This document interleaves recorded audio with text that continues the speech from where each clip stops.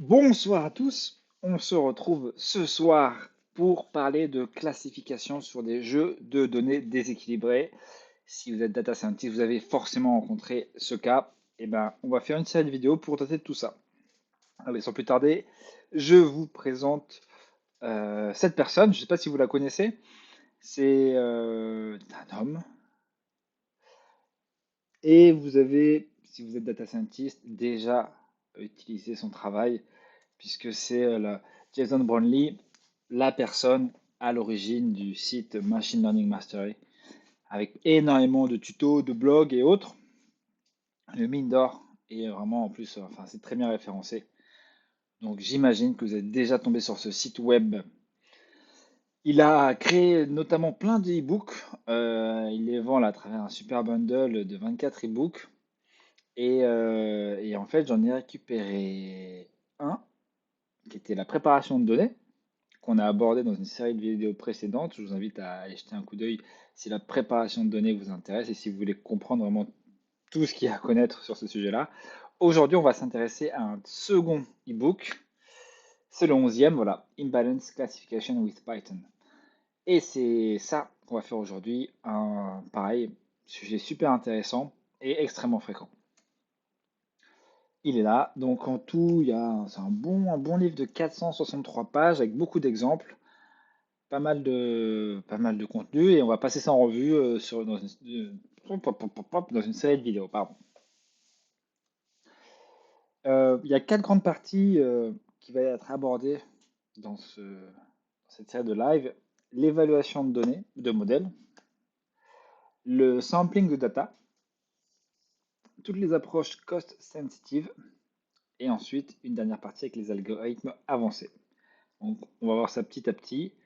Aujourd'hui, on va démarrer, on va rentrer dans le sujet et on abordera un tout petit peu l'évaluation des modèles. Ce qui est compliqué dans ce genre de problématique, c'est justement de rester concentré parce qu'il y a tellement de choses qu'on peut tester, tellement de voies qu'on peut explorer. Il faut vraiment être très méthodique, très méthodique comme un métronome pour avancer, faire des progrès et ne pas se perdre dans ce labyrinthe d'hyperparamètres. Si c'est bon pour vous, c'est bon pour moi. Donc sans plus tarder, on démarre. Donc je m'appelle Maxime Pavlak, je suis data scientist, énormément curieux sur plein de sujets. Donc tout ce qui est machine learning et deep learning évidemment, mais pas que. Vous pouvez me retrouver sur Twitter où je partage de temps en temps des articles et autres. Sur Twitch avec un live hebdomadaire. Sur Medium, j'écris quelques articles et puis depuis maintenant 2 ans et demi, j'anime une newsletter hebdomadaire tous les vendredis matins, le top des news de l'intelligence artificielle dans votre boîte mail. C'est gratuit, ça ne mange pas de pain et l'idée c'est d'avoir un condensé de tout ce qui se passe parce qu'il s'en passe des choses dans ce domaine. Alors, pour revenir à nos moutons, les prérequis, ça va être de connaître Python, de connaître scikit-learn, d'avoir quelques notions en NumPy et Pandas, d'avoir des notions de machine learning sans être forcément un expert, mais de comprendre toute la procédure de training, de testing, etc. Et avoir un minimum d'expérience de programmation. Mais je vous rassure, hein, il y aura très peu de code dans cette présentation. C'est vraiment juste pour que vous puissiez en fait le réutiliser par la suite. Les objectifs du livre, je parle bien du livre, et donc de cette série de live qui va tenter de décrire le livre. Ça va être tout d'abord choisir une métrique appropriée. Savoir utiliser des algorithmes de data sampling pour transformer les jeux de données. Comprendre comment les algorithmes de cost sensitive fonctionnent. Utiliser des versions modifiées des algorithmes standards pour prendre en compte la pondération des classes en compte. Savoir tuner le seuil pour interpréter des probabilités d'appartenance à des classes. Découvrir des algorithmes qui viennent des détections d'anomalies et détections de données aberrantes. Et c'est déjà pas mal. Bon, c'est un échantillon, bien évidemment. Il y aura bien plus de choses qu'on va aborder.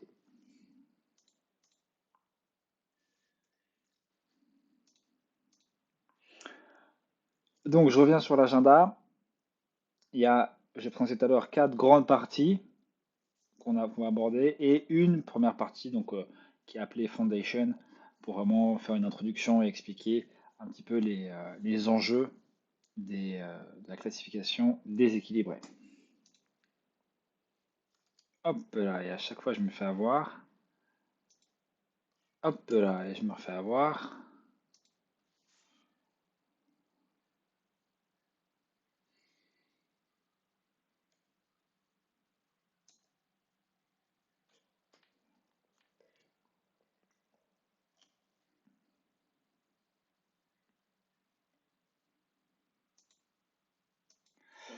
Et j'ai l'impression que j'ai perdu ma connexion. N'est-il pas? Ok. Ok, on est bon. Ok, on est beau. Donc, Foundation, première partie. Donc, dans cette première partie, on va expliquer ce que c'est que la classification déséquilibrée, donner une intuition et comprendre les challenges qu'il y a autour de tout cela. Alors, qu'est-ce que c'est que la classification déséquilibrée? Alors, si vous êtes data scientist, vous vous en êtes rendu compte, les jeux de données sont rarement idéaux, ils n'arrivent pas tel un arc-en-ciel prêt à être digéré par des algorithmes de machine learning. La majorité des modèles et des métriques de performance associées assument, enfin, présupposent une distribution équivalente entre les différentes classes que vous avez dans votre problématique.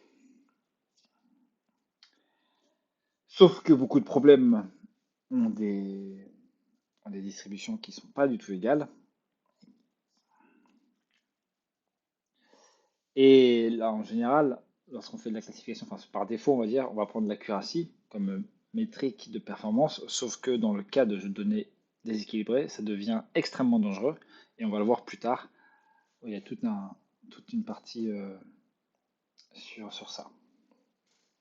Et donc pour ces jeux de données, il faut développer des techniques spécifiques, que ce soit sur la partie de préparation de données, que ce soit sur l'utilisation d'algorithmes spécifiques, et bien évidemment sur la mesure de performance. Donc vraiment sur l'ensemble d'un pipeline de projets de machine learning, il y a des choses sur lesquelles il faut qu'on se concentre. Donc la classification déséquilibrée. Donc ça pose donc un gros challenge. Comme je disais avant, c'est qu'il y a les algorithmes présupposent une distribution égale. Et aujourd'hui, donc c'est vraiment un sujet ouvert. Il n'y a pas de bonne, il y a pas une manière de faire. C'est vraiment spécifique, hein, comme bien souvent, malheureusement, dans chaque projet de machine learning, on ne peut pas définir quelque chose qui marche à chaque fois. Commençons par les fondamentaux. Qu'est-ce que le déséquilibre? Bon, ça paraît assez évident, mais le déséquilibre, c'est justement quand on a une des classes qui est en proportion beaucoup plus faible par rapport à l'autre ou aux autres classes, dans le cas d'un problème multiclasse. Donc c'est différent en anglais de unbalanced data, où dans unbalanced, on sous-entend qu'il était équilibré avant et que maintenant il ne l'est plus. Dans imbalanced, donc dans notre cas avec un i, il ne l'a jamais été. Donc du coup, c'est plus dur de faire en sorte qu'il le soit, ou en tout cas de simuler qu'il le soit. Donc ça, il y a pas mal d'autres qualificatifs, hein. Pour qualifier ça, ça va être aussi tous les problèmes où il y a des événements rares, des événements extrêmes, ou on va aussi quelquefois appeler le Severe Class Imbalance Classification. Et par contre, donc les use cases sont très très très fréquents, que ce soit dans la détection de fraude, la détection de spam, la détection d'anomalies, la détection d'outliers, la détection d'intrusion, tous ces événements finalement rares et exceptionnels. Et de la même manière, la prédiction de défaut de paiement, la prédiction d'attrition, la prédiction de conversion à une offre ou autre chose. Donc, finalement, pareil, des choses qui arrivent de manière rare et qu'il faut réussir quand même à prédire. Parce que c'est un impact important sur le business. En général, quand on a un jeu de données déséquilibré, on va le qualifier avec un ratio. Donc on va dire qu'il a un déséquilibre de 1%. Donc on va souvent écrire 1, 2.100. Donc ça veut dire que pour un exemple de la classe minoritaire, il y a 100 exemples de la classe majoritaire. Donc pour des équilibres très faibles, on sera autour d'un rapport 4 sixièmes. Pour des équilibres très très forts, on sera sur des 1 centième. À quoi c'est dû ce déséquilibre? Bah, ça peut être tout simplement des échantillons qui sont biaisés, ou aussi également des erreurs de mesure qui sont venues introduire des erreurs dans tout ça. En général, donc on va parler de classe minoritaire, donc la classe qui est le moins présente, donc qui va être plus dure à prédire, puisqu'on aura moins d'échantillons, donc moins de caractéristiques à apprendre à partir de ces échantillons. Donc cette classe minoritaire sera souvent la classe positive, 1, et à l'opposé, on aura la classe majoritaire, qui est la classe négative, 0. Maintenant, un peu d'intuition graphique. On affiche là sur ce jeu de données, donc on a deux classes, orange et bleu, et on a pour chacune des classes 500 points. Donc voilà à quoi ça représente, 500 points pour chacune des deux, pour chacune de ces deux classes. Là, on a 2 fois 5000 points, donc toujours deux classes, et on voit un petit peu, bah, c'est quand même beaucoup plus fourni. Mais par contre, on est en équilibre parfait. Là, on va mettre un déséquilibre, déjà un déséquilibre assez fort. On est 1 pour 10. Donc on a 1000 échantillons orange et 10 000 échantillons bleus. Déjà, on commence à sentir que ça peut devenir plus dur. Bon, même si là, finalement, la disposition est assez bien faite. Et là, 1%. Donc là, on commence à sentir la rareté des événements orange par rapport aux événements bleus, où les événements orange vraiment ressemblent plus à des poussières, là où on a un raz-de-marée bleu à côté. Bon, il y a 1 pour 1000. Bah, finalement, on a quelques échantillons par-ci par-là, et à côté, on a un gros bloc bleu qui domine.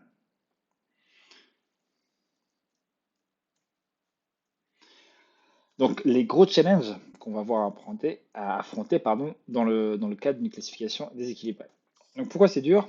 C'est dur parce que j'ai dit, la plupart des algorithmes, par défaut, vont avoir de mauvaises performances parce qu'ils vont nécessiter d'avoir des modifications. Sinon, ils vont naturellement en fait toujours prédire la classe majoritaire.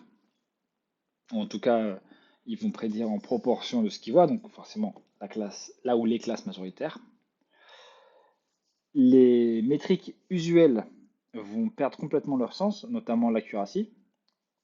Donc ça, on l'expliquera, mais si je reprends l'exemple qu'on avait avant, ici, si je prédis, même là, hein, 1%, là, avec un modèle qui prédit par défaut tout le temps la classe bleue, donc extrêmement basique, je prédis tout le temps la classe bleue, et ben, je vais avoir une prédiction à 99%.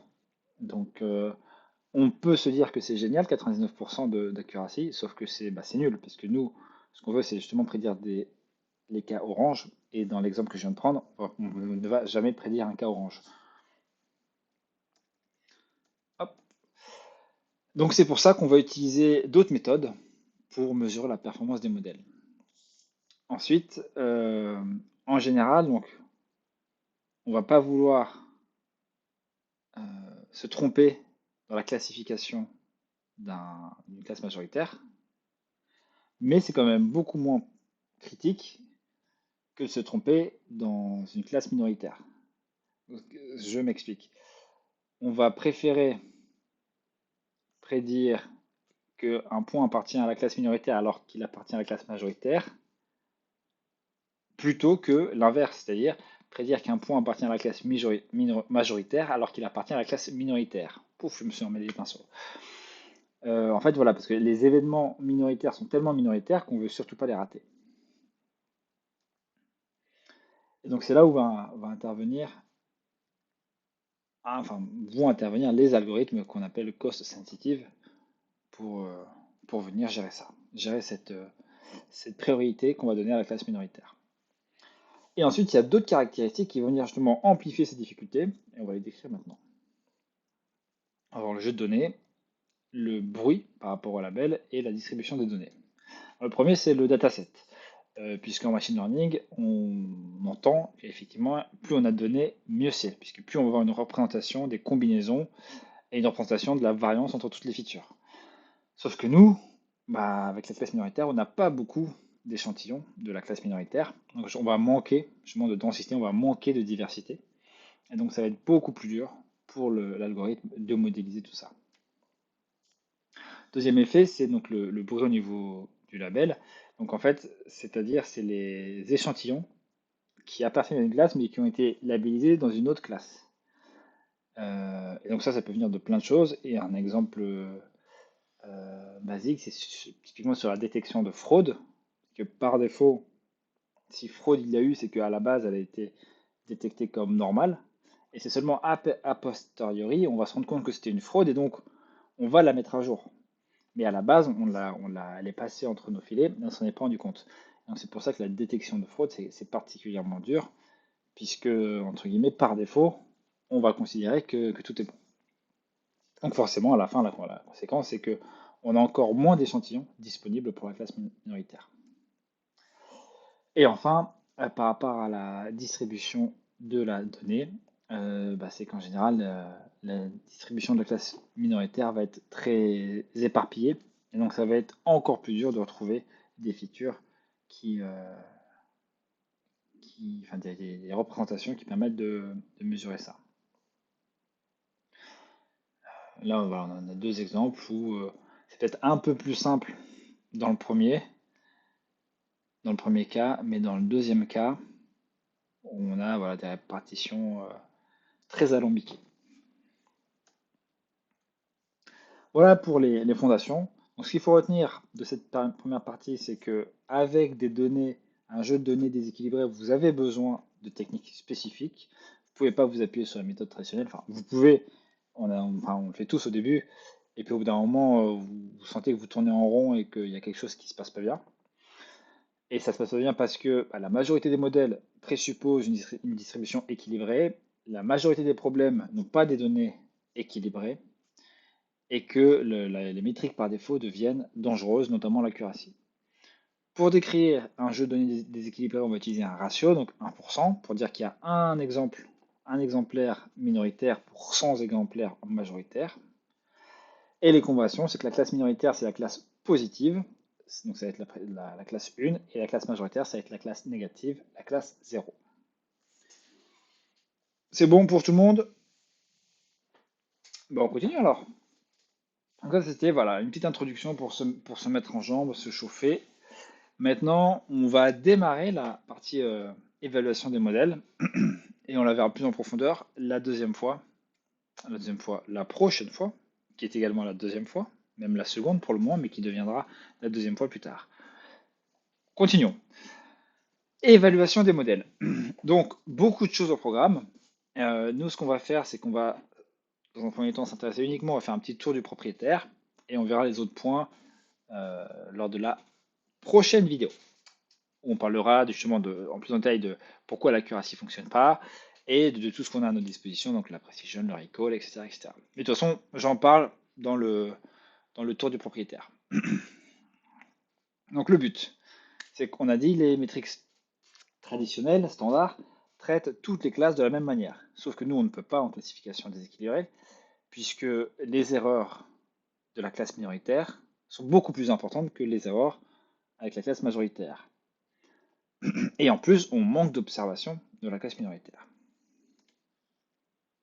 Donc, tout le travail qui va suivre, ça se base sur les travaux de César Ferry, 2008, qui lui a proposé de ranger les métriques en trois groupes, les métriques à seuil, les métriques à rang et les métriques probabilistiques.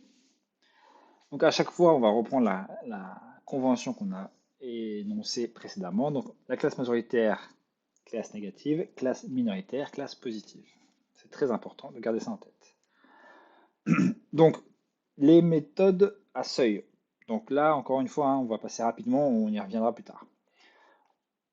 Donc ces métriques-là, elles vont quantifier l'erreur, que ce soit une fraction, un ratio ou un taux d'erreur. La plus courante, c'est l'accuracy, le nombre total de bonnes prédictions sur le nombre total de prédictions. et sa cousine germaine, l'erreur, donc le nombre total de mauvaises prédictions sur le nombre total de prédictions. Si on creuse un peu plus loin, je vous rappelle la matrice de confusion qui introduit 4 valeurs, vrai positif, vrai négatif, faux positif, faux négatif. Donc vrai positif, on a prédit positif et ça l'est. Faux négatif, on a prédit que c'était négatif et c'est faux, parce que c'est positif à la base, etc. etc. Donc alors, là-dessus, moi je voudrais dire une précaution, c'est n'apprenez pas la matrice de confusion par cœur comme ça, puisqu'en fait dans certains cas, ça va être inversé. Moi je le vois aussi de temps en temps où on va commencer, enfin la première ligne ça va être la classe négative et la première colonne, ça va être les prédictions négatives. Donc faites attention à ça et donc n'apprenez pas visuellement la matrice de confusion. À partir de cette matrice de confusion, on va pouvoir définir, enfin à partir des 4 valeurs plutôt qu'on décrit, on va pouvoir définir d'autres métriques, notamment la première, c'est la spécificité ou le taux de vrai négatif. Donc la formule, c'est le taux de vrai négatif sur les faux positifs et les vrais négatifs. Donc les faux positifs et les vrais négatifs, c'est, si vous regardez la matrice de confusion, bah, en fait, on ne regarde que ceux qui sont négatifs, on regarde que la classe négative. Donc dans notre cas, ça ne va pas forcément nous intéresser. Nous, on va plus s'intéresser à la sensibilité, sensitivity. Donc c'est les vrais positifs sur les vrais positifs plus les faux négatifs, c'est-à-dire tous ceux qui sont positifs. Donc cette métrique ne va s'intéresser qu'à la classe minoritaire et donc ça va être plus pertinent. En tout cas, on va mettre l'accent dessus. Dans des cas où on va apporter autant d'importance à l'une ou à l'autre, on peut se diriger vers la G-min, qui est finalement la racine carrée du produit de la sensibilité et de la spécificité. De l'autre côté de l'arbre généalogique, on a la précision, qui est elle, donc les vrais positifs sur les vrais positifs plus les faux positifs. Donc, on s'intéresse cette fois-ci à la capacité du modèle à bien prédire. Donc, on est ici, on est sur cette colonne. On s'intéresse uniquement aux prédictions positives.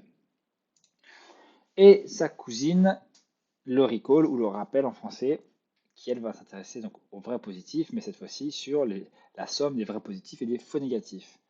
Donc cette fois-ci, ici, à la, hop, tout ce qu'on a sur la première ligne. Lorsqu'on ne sait pas trop sur lequel se focaliser, on peut choisir la F-mesure ou le F-score, qui est la précision, la moyenne harmonique entre la precision et le recall, donc c'est-à-dire 2 fois le produit divisé par la somme. Et ensuite une généralisation qui est le F-beta score, où là du coup on va introduire un coefficient bêta, et en fonction de la valeur bêta, on accorde plus ou moins d'importance à la précision au recall. Mais on garde les deux métriques en ligne de compte parce que ça peut nous servir dans le problème. Je vous rassure, hein, on reverra ça par la suite.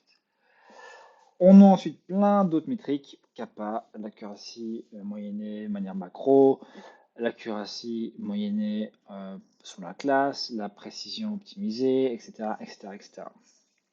Il y en a plein d'autres. Les limitations, c'est que il faut faire très attention à la création des jeux de données, puisque pour que ce soit pertinent, il faut que la distribution dans le jeu d'entraînement soit la même que dans le jeu de test. Si ce n'est pas le cas, eh ben on va viser une performance maximale et on sera très déçu lorsqu'on va le tester à la fin. Deuxième famille de métriques à notre disposition sont les métriques de rang. Donc cette fois-ci, il n'y a pas d'hypothèse par rapport à la distribution des classes. Et en fait, ces métriques-là vont plus mesurer le pouvoir le pouvoir séparateur, le pouvoir de séparabilité d'un classifieur. Donc pour ça, il faut que le classifieur prédise une probabilité d'appartenance à une classe. Et en fait, ce que vont faire ces métriques-là, c'est qu'elles vont jouer sur le seuil. Le seuil pour dire, bah, à partir de telle probabilité, je suis à telle classe, et en dessous, je suis à l'autre classe. Le plus connu, c'est la courbe ROC, qui finalement va va récapituler au sein d'un seul graphique le comportement du modèle pour l'ensemble des seuils, pour un ensemble de seuils. Alors juste avant de vous parler de la courbe ROC, on va parler du coup des deux notions qui sont présentes dans cette courbe. Donc on a le taux de vrai positif, le TPR, aussi appelé recall, aussi appelé sensitivity. Donc vrai positif sur la somme des vrais positifs faux négatifs. Ça va être notre ordonnée. Et en abscisse, on aura les FPR, le faux positif, le taux de faux positif. Et donc l'objectif, c'est de maximiser le TPR et de minimiser les faux positifs, minimiser le FPR. La courbe ROC, c'est donc ça. Donc c'est récapituler pour différents seuils la performance d'un modèle. Donc chaque modèle va, pour chacun des seuils, va avoir un TPR, un FPR, donc ça va ressembler à un point, etc. Donc lorsqu'on a un TPR ici égal à 1 et un FPR ici égal à 0, donc on est ici, on a le classifieur parfait. Si on a, alors plutôt ici, si on est ici là sur la moitié, sur la diagonale, ça veut dire que il a bon autant de fois qu'il a faux. On est sur la courbe, donc y égale x. Donc si on a un TPR égal à 1 et un FPR égal à 1, le modèle il joue un peu à pile ou face. Donc un classifieur qui est proche de ces diagonales, il n'a aucune compétence. C'est ce qu'ils appellent ici le no skill. Et ici on voit donc on a différents points qui composent cette droite. Donc pour ce seuil-là, pour ce classifieur, on va avoir cette valeur de TPR, à peu près 0,5, et cette valeur de FPR, on va dire 0,2, etc., etc. Et donc en fonction du TPR qu'on veut, enfin du compromis plutôt, on va se dire, bon finalement, je vais choisir un seuil, le seuil qui correspond à ce point-là. Comme ça, j'aurai un TPR, on va dire à 0,9 et un FPR égal à 0,7. Et avoir un FPR à 0,7, c'est tolérable dans mon cas. Voilà comment on construit la courbe ROC, on en reparlera plus en détail. L'inconvénient de la courbe ROC, c'est qu'en général, elle est trop optimiste quand on a des jeux déséquilibrés. Et donc c'est pour ça qu'on a un autre outil à notre disposition, toujours dans la famille des courbes. C'est la courbe Precision Recall. Donc cette fois-ci, on a la précision en fonction du recall.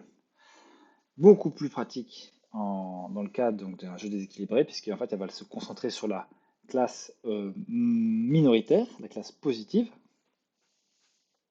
Donc là, comment ça marche? Le perfect skill classifier, il va avoir une précision de 1 et un recall de 1, donc il va être en haut à droite.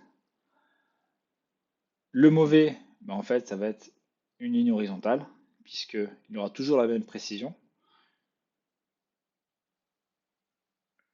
Selon n'importe quel recall, il aura la même précision.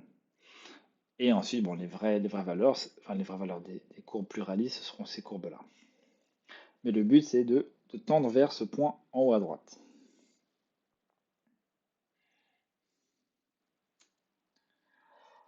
Parlons maintenant de la troisième famille de métriques, c'est les métriques probabilistes. Donc la première valeur, vous l'avez peut-être déjà vue, notamment si vous avez fait du deep learning, c'est la fameuse log loss, aussi appelée cross-entropie, aussi appelée binary cross-entropie. Elle va quantifier l'incertain en prenant finalement le log de probabilité. Donc c'est vraiment la plus connue. La formule, elle est ici et elle peut faire très peur au début, mais finalement, elle s'explique largement. Donc j'essaie de la simplifier ici. En fait, c'est simplement pour chacune des classes, on multiplie, quoi? On multiplie la probabilité d'avoir la vraie valeur. Donc y0, c'est pour la classe 0, multiplié par le log de la probabilité. Alors, la probabilité de la vraie valeur, la classe 0, multiplié par le log de la probabilité de prédire la classe 0, et ensuite plus la probabilité de la classe 1 multipliée par, j'ai pas mis, la probabilité de prédire la classe 1. Donc ça, c'est la formule de base. Donc vous voyez que ça se ressemble beaucoup. Et en fait, comme on est dans une classification binaire, que donc y0, ça correspond à la classe 0, y1 à la classe 1, la probabilité d'avoir y0, c'est 1 moins la probabilité d'avoir y1, puisque la somme des probabilités est égale à 1. Donc en fait, si on remplace ça en ne conservant que la classe majoritaire, donc y1 qui devient y, bah, p de y0, ça devient 1 moins y. Il n'y a pas de p ici en fait, je me suis trompé. Hop, hop, on va corriger ça immédiatement.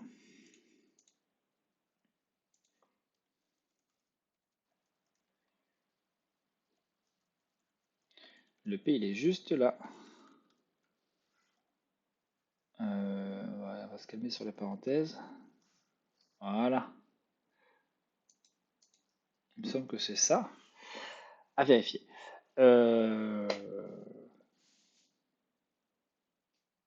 Oui, parce que y, c'est déjà c'est la probabilité. Donc je reprends. Donc du coup, ici, donc notre y0, il se transforme en 1 moins y1, ici. Pareil pour la prédiction, donc y chapeau 0 devient 1 moins y chapeau 1, 1 moins y chapeau. Et ça, on n'y a pas touché. Et on prend l'opposé. Donc ensuite, en fait, on voit très bien, quand la, quand la valeur est égale à 1, on veut que du coup que y tend vers 1. Donc quand y égale 1, ça va être 0. Ici, on va avoir 1. Et log de 1, ça va être 0. Donc ça va être bon. Par contre, si y tend vers 0, on va tendre vers moins l'infini, multiplié par moins vers plus l'infini. Donc on va avoir une forte log loss si on se trompe. Et on peut avoir le même raisonnement dans le cas inverse. Bien sûr, donc cette formule elle se généralise. Ben voilà, il y a la formule sans le reste. Hop, d'ailleurs, du coup, je vais enlever mes petits p qui n'ont fait que me confondre dans mes explications. Hop là, voilà.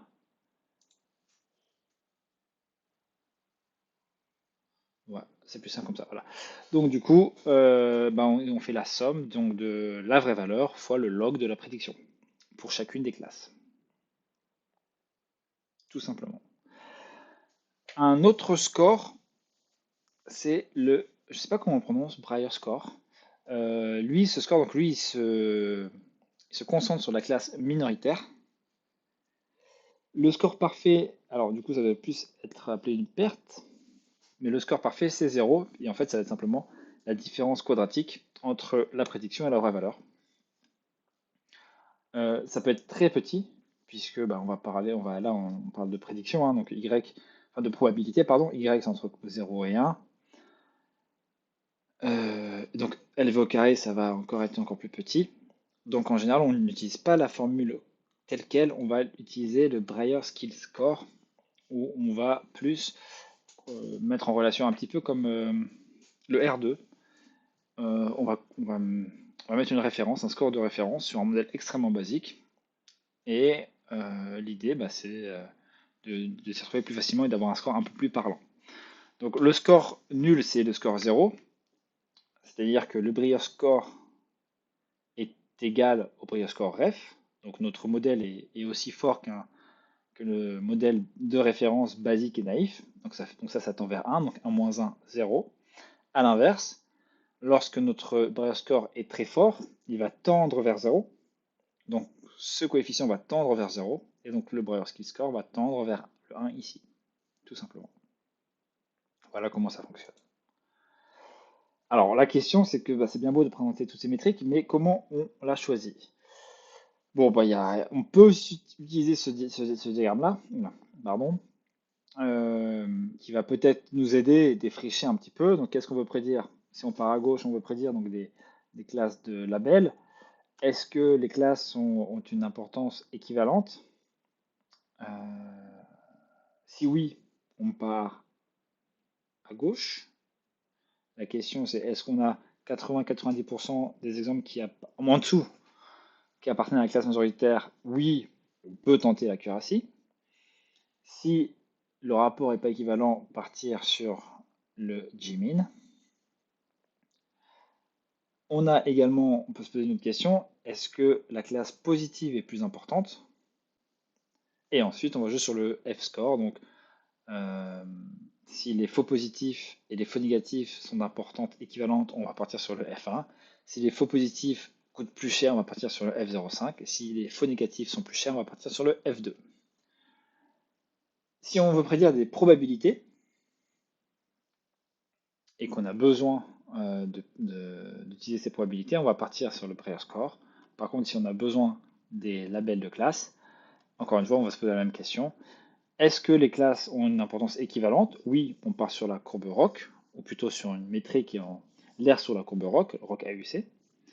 Sinon, si la classe positive est plus importante, utilisez la courbe Precision Recall en utilisant, pareil, l'air sous la courbe pour pouvoir comparer des modèles. Ça, c'est en théorie. Bien évidemment, dans la pratique, c'est différent. Et surtout, ce qui va dépendre, ça va être de votre business, parler aux parties prenantes pour savoir qu'est-ce qui est vraiment important. Ne pas hésiter à tester des scénarios pour voir un petit peu les impacts et se dire, bah tiens, dans tel scénario, il se passe ça et c'est pas exactement ce que je voudrais, il faudrait mettre plus l'accent sur telle particularité ou autre du problème. Et enfin, bon, le meilleur moyen, c'est bien évidemment de faire un benchmark, de lire un petit peu l'état de l'art et de voir comment des problèmes similaires ont été traités par le passé. Voilà pour le live 1, petite introduction, tout en douceur. Qu'est-ce qu'on a vu? On a vu qu'avec des jeux de données déséquilibrés, il nous fallait des techniques spécialisées. Pourquoi? Parce que les modèles traditionnels supposent une distribution équilibrée. Parce que la plupart des problèmes n'ont pas une distribution équilibrée.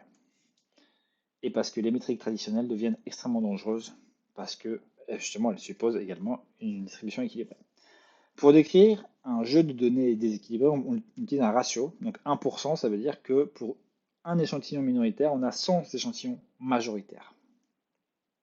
Les conventions, c'est que la classe minoritaire, c'est la classe positive, 1. La classe majoritaire, c'est la classe négative, 0. Au niveau des métriques d'évaluation, on a fait un premier tour. On verra plus en détail par la suite comment fonctionnent toutes ces métriques-là. Mais on a 3 familles. Les familles avec des seuils qui vont quantifier l'erreur. On a l'accuracy, la matrice de confusion et tout ce qui s'ensuit, donc le F1 score, et j'en passe, des vertes, des mûres, des moyennes mûres, etc. Les métriques à rang, donc on a vu la courbe à ROC et la courbe PR, donc ces métriques, elles vont mesurer le pouvoir séparateur des modèles. Et enfin des métriques basées sur les probabilités, donc on a vu la perte log et le Brayer skill score. Voilà tout ce qu'on a vu aujourd'hui. Si vous avez retenu ça, et ben vous avez retenu le plus important. Bien évidemment, pour avoir plus de détails, je vous recommande le livre de Jason Brownlee. Quant à nous, on se retrouve la semaine prochaine tout simplement pour rentrer plus en détail dans les métriques d'évaluation. C'est tout pour ce soir. Je vous remercie. J'espère que ça vous a intéressé. Si vous avez des commentaires, n'hésitez pas, je reste là. Sur ce, je vous souhaite une excellente soirée. À bientôt.